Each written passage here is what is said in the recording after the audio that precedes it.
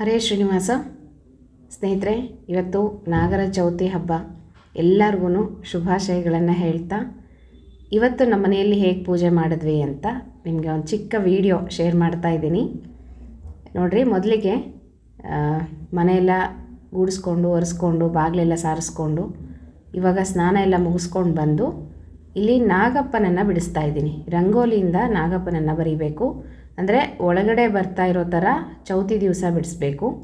ಹೊರಗಡೆ ಹೋಗೋ ಥರ, ಮನೆಯಿಂದ ಹೊರಗಡೆ ಹೋಗೋ ಥರ ಪಂಚಮಿ ದಿವಸ ಈ ರೀತಿ ನಾಗರಗಳನ್ನು ರಂಗೋಲಿಯಿಂದ ತೆಗಿಬೇಕು. ಒಂದು ಪುಟ್ಟದು ಅಂದರೆ ಮರಿ ಅಂತ ಹೇಳಿ ಮಗು ಥರ, ಇನ್ನೊಂದು ಸ್ವಲ್ಪ ದೊಡ್ಡ ನಾಗರ ಅಂತ ಹೇಳಿ 2 ನಾಗಪ್ಪಗಳನ್ನು ಬಿಡಿಸ್ಬೇಕು. ಇವತ್ತು ಭಾನುವಾರ ಆಗಿತ್ತಲ್ವ ಸ್ನೇಹಿತರೆ, ಎಲ್ಲರೂ ಮನೆಯಲ್ಲಿದ್ದರು, ರಜಾನೂ ಇತ್ತು. ಹಾಗಾಗಿ ಸ್ವಲ್ಪ ನಿಧಾನಕ್ಕೆ ಮಾಡೋಣ ಪೂಜೆ ಅಂತ ಹೇಳಿಬಿಟ್ಟು ಸ್ವಲ್ಪ ಲೇಟ್ ಆಯಿತು. ಪ್ರತಿ ಸಲವೂ ಬೇಗನೆ ಬೆಳಗ್ಗೆ 4 ಗಂಟೆಗೆ ಎದ್ದುಬಿಟ್ಟು ಎಲ್ಲ ರೆಡಿ ಮಾಡಿಕೊಂಡು ಹಸಿ ಚಿಗಳಿ ತಂಬಿಟ್ಟು ಎಲ್ಲ ಮಾಡ್ಕೋಬೇಕು. ಅದನ್ನೆಲ್ಲ ತೋರಿಸ್ತೀನಿ ನಿಮಗೆ ಹೇಗೆ ಮಾಡ್ಕೊಳ್ಳೋದು ಅಂತ. ಹಾಗಾಗಿ ತುಂಬ ಬೆಳಗ್ಗೆ ಹೊತ್ತಂತೂ ಟೈಮೇ ಇರ್ತಿರಲಿಲ್ಲ. ಆದರೆ ಇವತ್ತು ಸಂಡೇ ಬಂದಿದೆ, ಹಾಗಾಗಿ ನಿಧಾನಕ್ಕೆ ಆರಾಮಾಗಿ ಮಾಡೋಣ ಅಂತ ಹೇಳಿಬಿಟ್ಟು ಪೂಜೆನ ಸ್ವಲ್ಪ ನಿಧಾನಕ್ಕೆ ಲೇಟಾಗಿ ಎದ್ದಿದ್ದಾಯಿತು.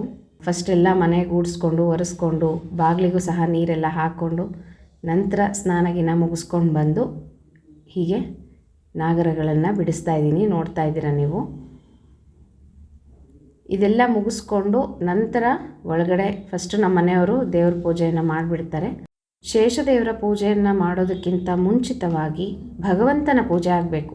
ಹಾಗಾಗಿ ದೇವರ ಪೂಜೆ ಮಾಡಿ ದೇವರಿಗೆ ಅಭಿಷೇಕವನ್ನು ಮಾಡಿ ದೇವರಿಗೆ ಮಾಡಿದಂಥ ಅಭಿಷೇಕವನ್ನೇ ಶೇಷದೇವರಿಗೆ ಅರ್ಪಿಸಬೇಕು. ಎಲ್ಲ ದೇವತೆಗಳು ಸಹ ಭಗವಂತನ ಅನುಯಾಯಿಗಳು, ಭಗವಂತನ ಒಂದು ನಿರ್ಮಾಲ್ಯ, ಭಗವಂತನ ಒಂದು ನೈವೇದ್ಯವನ್ನೇ ಇಷ್ಟಪಡ್ತಾರೆ. ಹಾಗಾಗಿ ಫಸ್ಟು ದೇವರ ಪೂಜೆ. ನೋಡಿರಿ, ಈಗ ನಾನು ರಂಗೋಲಿ ಎಲ್ಲ ಹಾಕ್ಕೊಂಡು ಬಂದು ಹಸಿ ಚಿಗಳಿ ತಂಬಿಟ್ಟನ್ನು ರೆಡಿ ಮಾಡ್ತಾಯಿದ್ದೀನಿ. ಮೊದಲಿಗೆ ಎಲ್ಲನೂ ಒಂದೊಂದು ಬಟ್ಲುಗಳಲ್ಲಿ ತೆಗೆದಿಟ್ಕೊಂಡ್ಬಿಟ್ರೆ ನಮಗೆ ಈಸಿಯಾಗಿ ದೇವರಿಗೆ ಅಂದರೆ ಶೇಷದೇವರಿಗೆ ಅರ್ಪಿಸಲಿಕ್ಕೆ ಅನುಕೂಲ ಆಗುತ್ತೆ ಅಂತ ಹೇಳಿ ಫಸ್ಟು ಅರಳು ಹುರಿದಿದ್ನಲ್ಲ, ಜೋಳದ ಅರಳು, ಅದನ್ನೊಂದು ಬಟ್ಲಿಗೆ ಹಾಕ್ಕೊಂಡೆ. ಈಗ ಕಡಲೆ, ಒಣ ಕಡಲೆಯನ್ನು ರಾತ್ರಿ ನೆನೆಸಿಟ್ಟಿದೆ. ಅದನ್ನು ಈ ರೀತಿಯಾಗಿ ಅದನ್ನು ಚೆನ್ನಾಗಿ ನೆಂದಿರುತ್ತಲ್ಲ, ಆ ಹಸಿ ಕಡಲೆಯನ್ನು ಶೇಷದೇವರಿಗೆ ಅರ್ಪಿಸ್ಬೇಕು, ನೈವೇದ್ಯ ಮಾಡಬೇಕು. ಹಾಗಾಗಿ ಅದನ್ನೊಂದು ಬಟ್ಲಿಗೆ ಹಾಕ್ಕೊಂಡೆ. ನಂತರ ಚಿಗಳಿ ಹೇಗೆ ಮಾಡೋದು ಅಂದರೆ, ನಾನು ಸ್ವಲ್ಪ ಬೆಳಗ್ಗೆ ಸ್ನಾನ ಆದ ತಕ್ಷಣವೇ ಅಕ್ಕಿಯನ್ನು ಚೆನ್ನಾಗಿ ತೊಳೆದು ನೆನೆಸಿ ಇಟ್ಟಿದ್ದೆ. ನಾನು ರಂಗೋಲಿ ಎಲ್ಲ ಹಾಕ್ಕೊಂಡು ಸ್ವಲ್ಪ ಎಲ್ಲ ಕೆಲಸ ಮುಗಿಸ್ಕೊಂಡು ಅಷ್ಟೊತ್ತಿಗೆ ಸ್ವಲ್ಪ ಚೆನ್ನಾಗಿ ನೆಂದಿತ್ತು. ಯಾವಾಗಲೂ ಹೇಗಾಗ್ತಿತ್ತು ಅಂತಂದರೆ ಅಕ್ಕಿ ತೊಳೆದ್ಬಿಟ್ಟು ಹಾಗೆ ಮಿಕ್ಸಿಗೆ ಹಾಕಿಬಿಡ್ತಾಯಿದ್ದೆ. ಇವತ್ತು ಸ್ವಲ್ಪ ಸಮಯ ಇತ್ತಲ್ಲ, ಹಾಗಾಗಿ ಸ್ನಾನ ಆದ ತಕ್ಷಣ ಫಸ್ಟು ಅಕ್ಕಿ ನೆನೆ ಹಾಕಿದ್ದೆ. ಚೆನ್ನಾಗಿ ನೆಂದಿತ್ತು. ಅದೆಲ್ಲ ಚೆನ್ನಾಗಿ ನೀರೆಲ್ಲ ತೆಕ್ಕೊಂಡು ಅದನ್ನು ಮಿಕ್ಸಿಗೆ ಹಾಕ್ಕೊಂಡು ಬೆಲ್ಲದ ಜೊತೆ ತಂಬಿಟ್ಟನ್ನು ಮಾಡ್ತಾಯಿದ್ದೆ. ನಿಮಗೆ ತೋರಿಸಿದ್ನಲ್ಲ ಸ್ನೇಹಿತರೆ, ಸಪ್ತ ಶನಿವಾರದ್ದು ಪೂಜೆಯಲ್ಲಿ ತಂಬಿಟ್ಟು ಹೇಗೆ ಮಾಡ್ಕೋಬೇಕು ಅಂತ, ಅದೇ ಥರನೇ ಹಸಿ ತಂಬಿಟ್ಟು ಅಂತ ಹೇಳ್ತೀವಿ. ಚೌತಿ ದಿವಸ ಹಸಿಯಾಗಿ ಎಲ್ಲವನ್ನು ನೈವೇದ್ಯ ಮಾಡಬೇಕು ಶೇಷದೇವರಿಗೆ. ಹಾಗಾಗಿ ಹಸಿ ಚಿಗಳಿ, ಹಸಿ ತಂಬಿಟ್ಟು ಇದೇ ತುಂಬ ಶ್ರೇಷ್ಠ ಚೌತಿ ದಿವಸ. ಪಂಚಮಿ ದಿವಸ ಬಿಸಿ ತಂಬಿಟ್ಟು ಚಿಗಳಿ ನಾವೇನು ಹುರಿದು ಮಾಡಿರ್ತೀವಲ್ವ ಅದನ್ನು ಅರ್ಪಿಸ್ಬೇಕು. ಹಾಗಾಗಿ ಇವಾಗ ತಂಬಿಟ್ಟು ಮಾಡಿಟ್ಟೆ. ಈಗ ನೋಡ್ರಿ ಚಿಗಳಿ ಮಾಡ್ತಾಯಿದ್ದೀನಿ. ಚಿಗಳಿಗೆ ಹಸಿದೇನೆ, ಹುರಿಬಾರ್ದು. ಎಳ್ಳನ್ನು, ಕಪ್ಪೆಳ್ಳು ಮತ್ತು ಅದಕ್ಕೆ ಬೆಲ್ಲ ಸೇರಿಸ್ಬಿಟ್ಟು ಮಿಕ್ಸಿಗೆ ಹಾಕ್ಕೊಂಡ್ಬಿಡ್ತೀನಿ. ಚೆನ್ನಾಗಿ ಅದು ಮೆತ್ತಗಾಗುತ್ತೆ. ಒಬ್ರು ಯಾರೋ ಕೇಳಿದರು ಮಿಕ್ಸಿಯಲ್ಲಿ ಹಾಕೋಬೋದಾ ಅಂತ. ಹೌದು, ಹಾಕ್ಬೋದು. ಒರಳಲು ಸಹ ಕುಟ್ಕೋಬೋದು ಸಮಯ ಇತ್ತು ಅಂತಂದರೆ. ಮಿಕ್ಸಿ ಜಾರನ್ನ ಚೆನ್ನಾಗಿ ತೊಳ್ಕೊಂಡಿರಬೇಕು. ಖಾರ ಎಲ್ಲ ಹಾಕಿರೋದು ಆ ಥರದ್ದು ಏನೂ ಇರಬಾರ್ದು. ಚೆನ್ನಾಗಿ ತೊಳೆದು ಒರೆಸ್ಕೊಂಡು ಕ್ಲೀನಾಗಿ ಅದರಲ್ಲಿ ನೀವು ಈ ರೀತಿಯಾಗಿ ಮಾಡಿಕೊಳ್ರಿ. ಮತ್ತು ಮುಸುರೆ ಏನು ಹಾಕಿರಬಾರ್ದು. ಆ ಥರ ನೋಡಿಕೊಂಡು ಸ್ವಲ್ಪ ಚೆನ್ನಾಗಿ ಒರೆಸ್ಕೊಂಡು ಮಿಕ್ಸಿ ಜಾರೆಲ್ಲ. ನಾವು ಮುಸುರೆ ಪದಾರ್ಥ ಏನೋ ಹಾಕೋದಿಲ್ಲ, ಹಾಗಾಗಿ ನಾವು ಬಳಸ್ತೀವಿ, ನೋಡ್ಕೊಳ್ರಿ. ನೋಡಿರಿ, ಇದೆಲ್ಲ ತೆಗೆದಿಟ್ಕೊಂಡು ಈಗ ತಾಂಬೂಲ, ದಕ್ಷಿಣೆ, ಎಲೆ ಅಡಿಕೆ ದಕ್ಷಿಣೆ ಮತ್ತು ಒಣಕೊಬ್ಬರಿ ಈಗ ನೈವೇದ್ಯಕ್ಕೆ ಬರೋದು ಶೇಷದೇವರಿಗೆ. ವ್ರತ ಇದೆಯಲ್ಲ, ಹಾಗಾಗಿ ಒಣಕೊಬ್ಬರಿಯನ್ನೇ ನೈವೇದ್ಯ ಮಾಡಬೇಕು. ಮತ್ತು ಇದೇನು ಕೊಬ್ಬರಿ ಬಟ್ಲು ಇಟ್ಕೊಂಡಿದ್ದೀನಲ್ಲ, ಇದರೊಳಗೆ ಹಾಲು ಹಾಕಿ ನಾವು ಶೇಷದೇವರಿಗೆ ಹಾಲನ್ನು ಹಾಕ್ತೀವಿ. ಹಾಗಾಗಿ ಈ ಒಂದು ಕೊಬ್ಬರಿ ಬಟ್ಲು ಇಟ್ಕೊಂಡಿದ್ದೀನಿ. ನೋಡಿರಿ, ಇವಾಗ ಫಸ್ಟು ನಮ್ಮ ಮನೆಯವರು ಸಾಲಿಗ್ರಾಮಕ್ಕೆ ಅಭಿಷೇಕವನ್ನು ಮಾಡ್ತಾಯಿದ್ದಾರೆ ಹಾಲಿನಿಂದ. ಅದೇ ಹಾಲನ್ನು ತೆಗೆದಿಟ್ಕೊಂಡು ಶೇಷದೇವರಿಗೆ ಹಾಕ್ತೀವಿ. ಮತ್ತು ನಿರ್ಮಾಲ್ಯ ಅಂದರೆ ಹೂವು ಸಹ ದೇವರಿಗೆ ಏರಿಸಿದಂಥ ಹೂವನ್ನೇ ತೆಗೆದಿಟ್ಕೊಂಡು ಶೇಷದೇವರಿಗೆ ಏರಿಸಬೇಕು. ಈ ರೀತಿ ಭಗವಂತನಿಗೆ ಮಾಡಿದಂತಹ ಪೂಜೆಯ ನಿರ್ಮಾಲ್ಯ ಪ್ರಸಾದವನ್ನೇ ಎಲ್ಲ ದೇವತೆಗಳು ಇಷ್ಟಪಡ್ತಾರೆ. ಅದೇ ಶ್ರೇಷ್ಠ. ಹಾಗಾಗಿ ಫಸ್ಟು ದೇವರ ಪೂಜೆ, ದೇವರಿಗೆ ಅಭಿಷೇಕ ಮಾಡಿ ನಂತರ ಅದನ್ನೇ ಶೇಷದೇವರಿಗೆ ಅಭಿಷೇಕವನ್ನು ಮಾಡಬೇಕು. ಈಗ ನೋಡಿರಿ, ನಮ್ಮ ಮನೆಯವರು ಫಸ್ಟು ಹಾಲು ಹಾಕ್ತಾ ಇದ್ದಾರೆ. ಶೇಷದೇವ್ರನ್ನೆಲ್ಲ ನೀಟಾಗಿ ತೊಳೆದು ಒಂದು ತಟ್ಟೆಯಲ್ಲಿ ಇಟ್ಕೊಂಡು ಈ ರೀತಿ ರಂಗೋಲಿಯನ್ನು ಹಾಕೋಬೇಕು. ದೇವ್ರ ಕಟ್ಟೆ ಮೇಲೆ 2 ನಾಗರಗಳ ರಂಗೋಲಿಯನ್ನು ಹಾಕೋಬೇಕು. ಫಸ್ಟು ನಮ್ಮ ಮನೆಯವ್ರು ಹಾಲು ಹಾಕಿದ ಮೇಲೆ ನಾನು ಹಾಕಿ, ಆಮೇಲೆ ನನ್ನ ಮಗ ಹಾಕಿ, ಈ ರೀತಿಯಾಗಿ ಮನೆಯಲ್ಲಿ ಇರ್ತಕ್ಕಂಥವ್ರು ಎಲ್ಲರೂ ಹಾಲನ್ನು ಹಾಕಬೇಕು. ನಂತರ ಮತ್ತೆ ಶೇಷದೇವ್ರನ್ನೆಲ್ಲ ನೀಟಾಗಿ ತೊಳೆದು ಒರೆಸಿ ಗಂಧಾಕ್ಷತೆಯನ್ನು ಹಚ್ಚಿಟ್ಟು ಗೆಜ್ಜೆ ವಸ್ತ್ರ, ಇವತ್ತು ಚೌತಿ ದಿವಸ ಅರಿಶಿಣದ ಗೆಜ್ಜೆ ವಸ್ತ್ರವನ್ನು ಏರಿಸಬೇಕು. ನಾಳೆ ಪಂಚಮಿ ದಿವಸ ಕೆಂಪು ಹಚ್ಚಿದಂಥ ಗೆಜ್ಜೆ ವಸ್ತ್ರವನ್ನು ಏರಿಸಬೇಕು. ನೋಡ್ರಿ, ಹೂವನ್ನು ಏರಿಸಬೇಕು. ದೇವರಿಗೆ ಏರಿಸಿ ತೆಗೆದಂಥ ಹೂವನ್ನು ಏರಿಸಬೇಕು. ದೇವರಿಗೆ ಒಳ್ಳೆ ಪರಿಮಳ ಇರ್ತಕ್ಕಂಥ ಹೂವು, ಸಂಪಿಗೆ, ಕೇದಿಗೆ, ಮಲ್ಲಿಗೆ ಇದೆಲ್ಲ ತುಂಬ ಪ್ರೀತಿ. ಹಾಗಾಗಿ ಮಲ್ಲಿಗೆ ಹೂವು, ನಾನು ಸಂಪಿಗೆ ಹೂ ತಂದಿದೆ, ಅದನ್ನು ಏರಿಸಿದ್ದೀವಿ.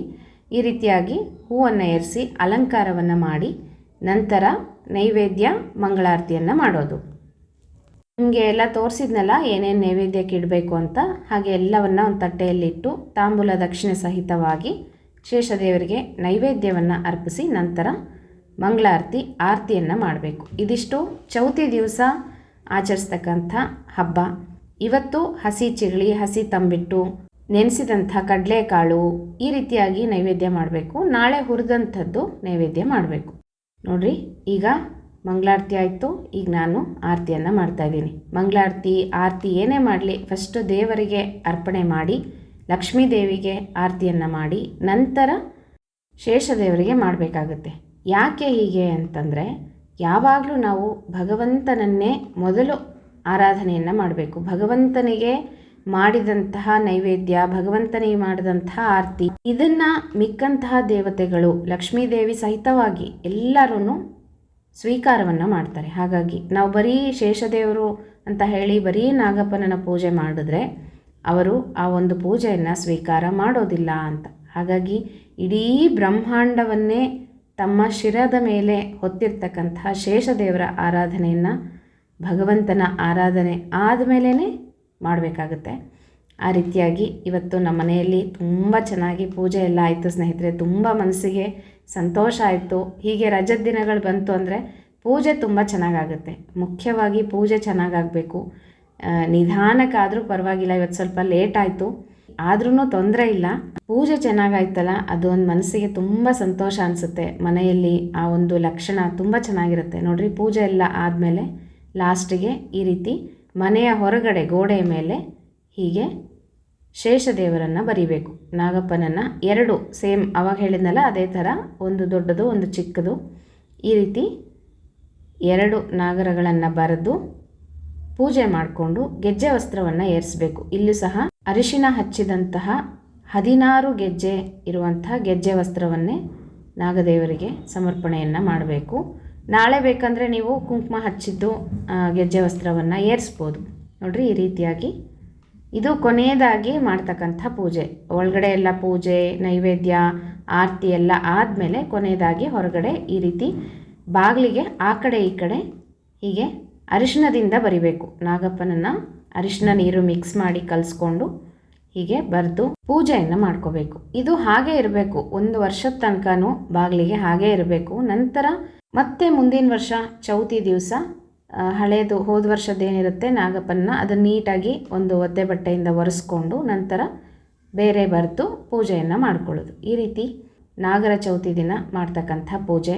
ನಮ್ಮ ಮನೆಯಲ್ಲಿ ಈ ಥರ ಪದ್ಧತಿ ಇದೆ ಸ್ನೇಹಿತರೆ. ನಾಳೆ ದಿವಸ ಪಂಚಮಿ ದಿವಸ ಮತ್ತು ನಿರ್ಮಾಲ್ಯ ಎಲ್ಲ ತೆಗೆದು ಬೆಲ್ಲದ ಹಾಲು ಅಂತ ಹಾಕ್ತೀವಿ. ಬೆಲ್ಲದ ಹಾಲು ಅಂತಂದರೆ ಬೆಲ್ಲ ನೀರು ಕಲಸಿ ಇಟ್ಟಿರ್ತೀವಿ. ಆ ಬೆಲ್ಲದ ಹಾಲನ್ನು ಸಹ ಕೊಬ್ಬರಿ ಬಟ್ಲದಿಂದನೇ ಹಾಕ್ತೀವಿ.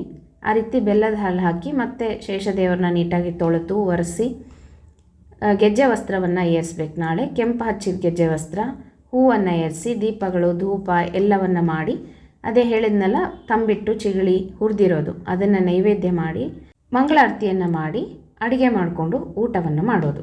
ಇವತ್ತು ಉಪವಾಸ ಅಂತಂದರೆ ಏನಾದರೂ ತಿಂಡಿ ಮಾಡಿಕೊಂಡು ತಿನ್ಬೋದು. ನಾನಿವತ್ತು ಇಡ್ಲಿ ಮಾಡಿದ್ದೆ. ಆ ರೀತಿಯಾಗಿ ಅಂದರೆ ದೋಸೆ ಚಪಾತಿ ಈ ಥರದ್ದೇನು ಮಾಡಬಾರ್ದು. ಉಪ್ಪಿಟ್ಟು ಅವಲಕ್ಕಿ ಅಥವಾ ಇಡ್ಲಿ ಈ ಥರ ಮಾಡ್ಕೊಂಡು ತಿನ್ಬೋದು. ಇಡ್ಲಿ ಮಾಡಿದೆ ನಾನು. ಮತ್ತು ನಾಳೆ ದಿವಸ ಬೆಳಗ್ಗೆ ಪೂಜೆ ಎಲ್ಲ ಮುಗಿಸ್ಕೊಂಡು ಅಡುಗೆ ಮಾಡಿಕೊಂಡು ಊಟವನ್ನು ಮಾಡೋದು. ಮತ್ತು ನಾಳೆ ಗರುಡ ಪಂಚಮಿಯ ಕಥೆಯನ್ನು ಓದ್ತಾರೆ. ನಿಮಗೆ ಒಂದು ಹಾಡಿನ ರೀತಿಯಲ್ಲಿ ಹೋದ ವರ್ಷ ಹಾಕಿದ್ದೆ, ಸಾಧ್ಯವಾದರೆ ಲಿಂಕ್ ಶೇರ್ ಮಾಡ್ತೀನಂತೆ. ಪಂಚಮಿ ಹಾಡು ಅಂತ ಹೇಳಿಬಿಟ್ಟು ಅದನ್ನು ಹೇಳ್ಕೊಳ್ಳೋದು ಅಥವಾ ಕೇಳಿಸ್ಕೊಳ್ಳೋದು ಈ ಥರದ್ದನ್ನು ಮಾಡ್ಬೋದು ನಾಳೆ ದಿವಸ. ಅಥವಾ ಗರುಡ ಪಂಚಮಿಯ ಕಥೆಯನ್ನು ಸಹ ಓದ್ಕೊತಾರೆ. ಈ ರೀತಿಯಾಗಿ ಶ್ರಾವಣ ಮಾಸದಲ್ಲಿ ಬರ್ತಕ್ಕಂತಹ ನಾಗರ ಚೌತಿ ಹಾಗೂ ಗರುಡ ಪಂಚಮಿಯ ಹಬ್ಬ. ಇದು ಒಬ್ಬೊಬ್ಬರ ಮನೆಯಲ್ಲಿ ಒಂದೊಂದು ಥರ ಪದ್ಧತಿಗಳಿರುತ್ತೆ. ಅವರವರ ಮನೆಯಲ್ಲಿ ಅಂದರೆ ನಿಮ್ಮ ಮನೆಯಲ್ಲಿ ಹೇಗೆ ಹಿರಿಯರು ಮಾಡ್ಕೊಂಡು ಬಂದಿದ್ದಾರೋ ಅದೇ ಪದ್ಧತಿಯನ್ನು ಅನುಸರಣೆಯನ್ನು ಮಾಡಿ ಹಬ್ಬಗಳನ್ನು ಮಾಡಬೇಕಾಗುತ್ತೆ. ಹಾಗಾಗಿ ಇವತ್ತು ನಮ್ಮ ಮನೆಯಲ್ಲಿ ಈ ರೀತಿಯಾಗಿ ಪೂಜೆಯನ್ನು ಮಾಡಿದ್ದೀವಿ. ನಿಮಗೆಲ್ಲ ತೋರಿಸೋಣ ಅಂತ ಹೇಳಿಬಿಟ್ಟು ಒಂದು ಚಿಕ್ಕ ವಿಡಿಯೋ ಹಾಕಿದ್ದೀನಿ ಸ್ನೇಹಿತರೆ. ಮತ್ತು ಮುಂದಿನ ವಿಡಿಯೋ ಒಟ್ಟಿಗೆ ಸಿಗ್ತೀನಂತೆ. ಹರೇ ಶ್ರೀನಿವಾಸ.